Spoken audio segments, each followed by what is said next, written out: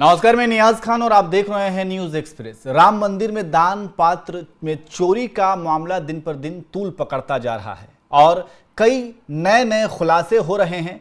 और अब इसमें एक नया ट्विस्ट भी आ गया है, क्योंकि गिरफ्तारियां तो बहुत सारी हुई हैं, उनसे पूछताछ की जा रही है और इस पूछताछ में कई सारे खुलासे हो रहे हैं, कई सारे सुराग मिल रहे हैं और इसका मास्टरमाइंड कौन है उस तक पहुंचने की कोशिश लगातार की जा रही है। और यह दावा किया जा रहा है कि बहुत जल्द ही इस पूरे मामले में दूध का दूध और पानी का पानी हो जाएगा।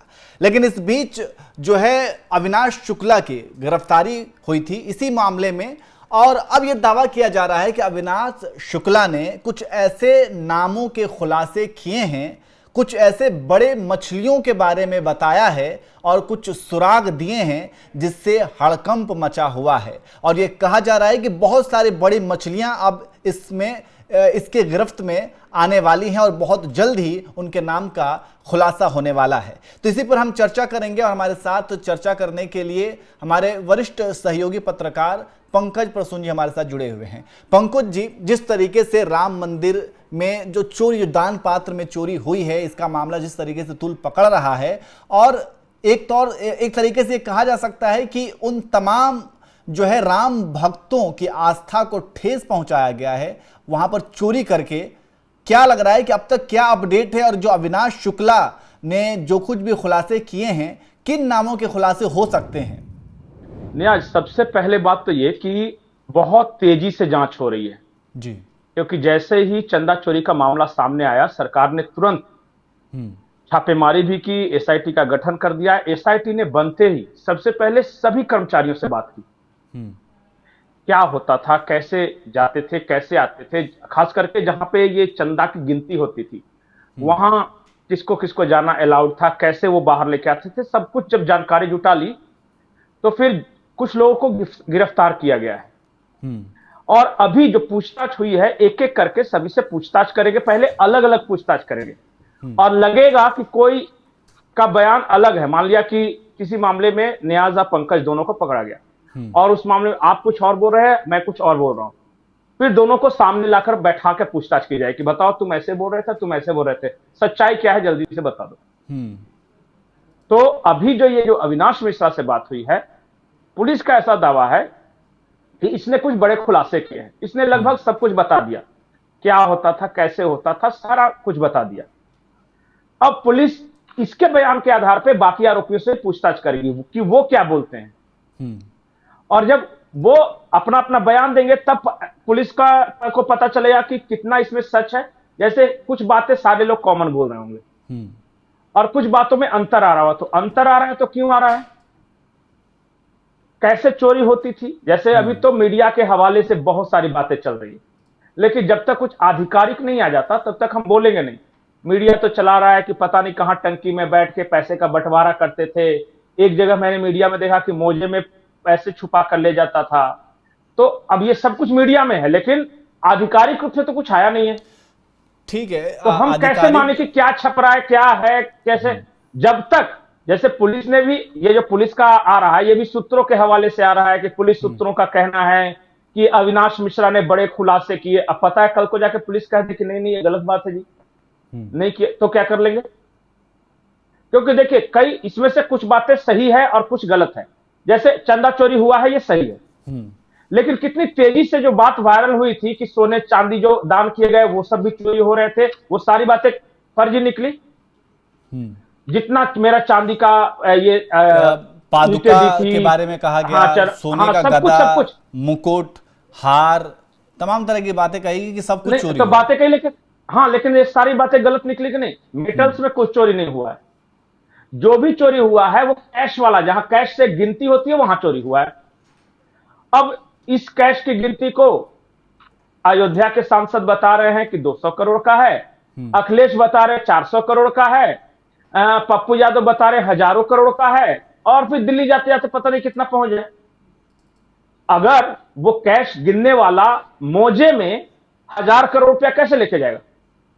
लेकिन ये भी पंकज जी, ये भी कहा जा रहा है कि जैसे कि जब जो भी दान पात्र में जो भी चंदा आता था, जो लोग देते थे, तो उसकी जब गिनती होती थी तो इसमें कुछ बैंक कर्मचारियों को की भी नियुक्ति हुई थी, और जो कि अभी तक 4 महीने का जो सीसीटीवी कैमरे का जो फुटेज है वो गायब है, ये कहा जा रहा है। और ये भी कहा जा रहा है कि इससे पहले से भी ये सारी चीजें होती हुई आई हैं, और अब बैंक कर्मचारियों के ऊपर भी उंगली उठ रहे हैं, क्योंकि जिन्हें नियुक्त किया गया था तो क्या उनके भी साठगांठ थे, क्योंकि जब दान पात्र खुलता था तो खुलने के फौरन बाद जो भी पैसे होते थे, चढ़ावा जो भी उसमें होते थे, तो गिनती से पहले ही ऐसा कहा जा रहा है कि उसे गायब कर दिया जाता था। और क्या साठगांठ होती थी, कौन लोग इसमें शामिल थे, किस तरीके से गायब किया जाता था, तो इस तरीके की भी दावे किए जा रहे हैं कि इसमें बैंक कर्मचारी भी शामिल हो सकते हैं।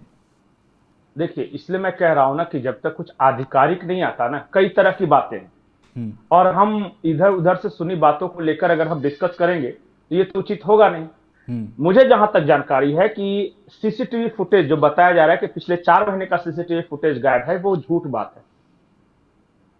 अगर ऐसा होता तो पुलिस की टीम सीसीटीवी फुटेज के बगैर में कुछ बोलती। अभी तक आधिकारिक रूप से कुछ आया नहीं है। मुझे ऐसा लगता है कि सीसीटीवी फुटेज में कुछ गड़बड़ी की गई थी, क्योंकि वहीं से ये पूरा मामला ही सामने आया। हुआ ये कि कुछ छेड़छाड़ हुई सीसीटीवी फुटेज की, क्योंकि देखिए वहां पे आपने सही बताया कि बैंक वाले भी होते थे, कर्मचारी भी होते थे, गिनने जहां पे गिनती होती थी उस हॉल की बात की जा रही है, वहां सीसीटीवी फुटेज भी लगा रहता था। उसमें नियम बनाया हुआ था कि कोई जेब वाला कपड़ा पहनकर नहीं जाना है। जो गिनती करने जाएंगे बिना जेब वाले कपड़े पहनकर जाएंगे, तो नियम कानून तो बहुत अच्छा बनाया था।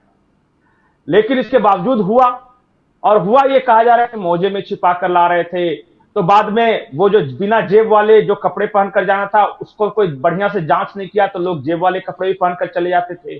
तो गड़बड़ी तो हुई है, लेकिन कहां गड़बड़ी हुई है, क्या हुई है, जब तक कुछ पता नहीं चले ठोस हम कैसे बता सकते हैं। कहीं मान लिया ये सीसीटीवी वाला मामला वो काकभूसुंडी की तरह निकल गया, तो लोग हल्ला कर रहे थे काकभूसुंडी गायब हो गए, बाद में पता चला कि नहीं भाई वो हैं। कल को जाके पुलिस कह दे कि सीसीटीवी फुटेज हमने हासिल कर ली है, हम सब देख रहे हैं कि कैसे गड़बड़ है, तो फिर क्या कर लेंगे हम हमारी खबर तो फिर झूठी हो जाएगी ना। इसलिए जिसको छापना है छापने दीजिए। अभी सिर्फ इतना मानिए कि बहुत जल्दी इस पूरे मामले की जांच रिपोर्ट सामने आ जाएगी। सब कुछ दूध का दूध पानी के पानी हो। ये कोई बहुत बड़ा कोई ऐसा रैकेट नहीं है। जो लोग गिनती करते थे चंदे के, सिर्फ उन लोगों के बीच का ये घोटाला है, और उनमें से साफ साफ पकड़ा जाएगा। देखिए बहुत ज्यादा दिन बचने की बात तो है नहीं, जो शायद 15 दिन या 17 दिन का वक्त दिया गया है जांच करने के लिए, आ जाने दीजिए, कुछ ना कुछ तो बताएंगे तो बोलेंगे। ऐसे विपक्ष की बात अगर सुनते रहेंगे और उत्तर प्रदेश के कुछ मीडिया वालों की बात सुनते रहेंगे, वो तो कह रहे हैं कि भारत पाकिस्तान से ज्यादा बड़ा घोटाला है, तो हम क्या करें, बोलने दीजिए उनको। कुछ तो लोग देखिए, क्या कुछ लगता है लोग पंकज, सच्चाई है, कुछ लोग मजे ले रहे हैं। विपक्ष जिस तरीके से इस मुद्दे को उठा रही है जनता के सामने या मीडिया के सामने, सोशल मीडिया पर जिस तरीके से इस मुद्दे को विपक्ष के द्वारा उठाया जा रहा है, तो क्या सत्ता पक्ष जो है वो विपक्ष से घिरी हुई है इस मुद्दे पर? देखिए उन लोग को मजे ले रहे हैं, उन लोग को मौका मिल गया। देखिए शुरुआत से इन लोग अयोध्या राम मंदिर का विरोध तो कर ही रहे थे जी। जैसे इसमें चंदा चोरी की बात आई तो उनकी बाँछें खिल गई। अखिलेश को लगा कि ये ऐसा मुद्दा है जिसको अगर मैं पकड़ूं तो लोगों के बीच लोकप्रिय हो जाएगा। ये वो लज्जित कर रहे हैं, उन राम भक्तों को लज्जित कर रहे हैं। देखो तुम्हारे मंदिर में चोरी हो गया, तुम्हारे पुजारी चोर थे, और फिर तो आप देख ही रहे हैं वो मुलायम सिंह यादव का बयान आ रहा है, पुराना वाला राम गोपाल यादव के बयान आ रहे हैं, अखिलेश के बयान वायरल हो रहे हैं, जिसमें इन्होंने कहा था कि जबरदस्ती मूर्ति रख दी थी वहां पे। राम गोपाल यादव कह रहे थे कि अवैध कब्जाधारी हैं राम जी।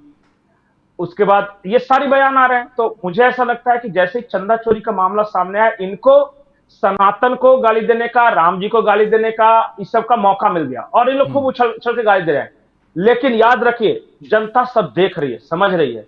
एक पार्टी वो है जिसने गड़बड़ी जैसे ही आई वो जांच करा रही है, सामने जो भी सच्चाई आएगी स्वीकार होगा।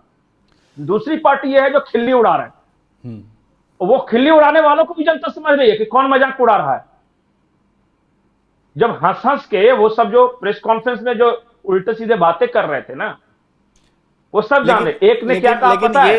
अभी तस्वीरें भी मैंने एक आखिरी सवाल पंकज जी, ये जो तस्वीर अभी मैंने ये चलवाई थी यहाँ पे कि कुछ वकील जो हैं वो सड़क पर आ गए हैं और वो ये कह रहे हैं कि हम भैया केस नहीं लड़ेंगे, उनके बारे में क्या कहेंगे? ये जो तस्वीर आप देख सकते हैं, ये स्क्रीन पर जो तस्वीर चल रही है, वकीलों का ये तस्वीर है। ये मैंने तो कहा ना कि ये पॉलिटिक्स हो रही है। ये सब आतंकवादियों के केस लड़ेंगे और चाहे देशद्रोही गद्दारों के केस लड़ेंगे, जिसने सरेआम नरसंहार कर दिया, गोलियों से भून दिया, उसका केस लड़ेंगे, लेकिन राम मंदिर में चंदा चोरी वाला केस नहीं लड़ेंगे।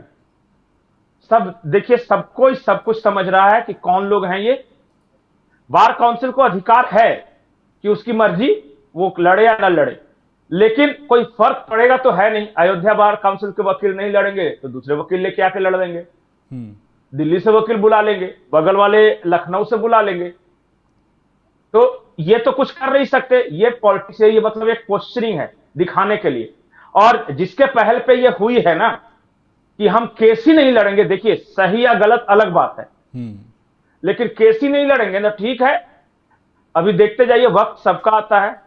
और जो वकील साहब, जो कुछ एक ग्रुप है वहां पे वकीलों का, जिनके पहल पे ये सब हुआ है ना, उनको भी मार्क किया जा रहा है। अच्छा है, आने दीजिए वक्त, जांच तो होगी, जांच पूरी हो जाएगी, सब कुछ ठीक हो जाएगा। उसके बाद देखिए, कुछ लोग तो हुई है चंदा जहां पे गिनती है वहां पे चोरी हुई है, वहां पे गड़बड़ी हुई है, जिन लोगों ने किया है उसके बारे में सब पता।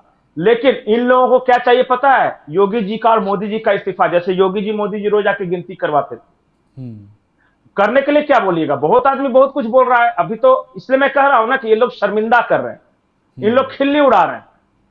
इन लोग को मौका मिला है, अभी ज्यादा दिन का मौका नहीं है, सबको जांच होना दीजिए। जो चोर चकार था वो चला जाएगा जेल, अपना जो सजा होनी होगी होगा, उसके बाद तब इनकी गिनती की जाएगी कि तुम इसी अयोध्या में, इसी राम मंदिर में गोली चलाने वाले आतंकियों के केस लड़े थे, जिसमें 4 श्रद्धालु और 3 सुरक्षाकर्मी मारे गए थे, उनसे भी खराब है ये,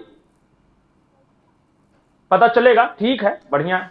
चलिए, तो कुल मिलाकर के अभी जो ये पूरा मामला चल रहा है और जिस तरीके से ये देखिए चोरी हुई है, दान पात्र में चोरी हुई है, अब ये चोरी किसने की है और इसके पीछे का मास्टरमाइंड कौन है, इन सब चीज़ों की जांच अभी चल रही है। और जांच से पहले कुछ भी बोलना भी ज़्यादा ठीक नहीं रहेगा, क्योंकि ये पूरा विषय जो है वो पुलिस के पास है और पुलिस इसकी जांच पड़ताल SIT कर रही है और बहुत ही जल्द ही दूध का दूध और पानी का पानी हो जाएगा। और अभी जो अविनाश शुक्ला को लेकर के जो हम ये कह रहे थे कि अविनाश शुक्ला की गिरफ्तारी के बाद शुक्ला ने कुछ ऐसे नामों की क्या उजागर किया है कि उन नामों के आने के बाद जो है वो हड़कंप मच सकता है, क्योंकि वो ऐसे बड़े नाम बताए जा रहे हैं। तो वो नाम कौन से हैं ये भी देखने वाली बात होगी और थोड़ा इंतज़ार करना होगा कि क्या कुछ होता है, और सब कुछ इंतज़ार के बाद दूध का दूध और पानी का पानी हो जाएगा। बहुत बहुत शुक्रिया पंकज जी, नमस्कार।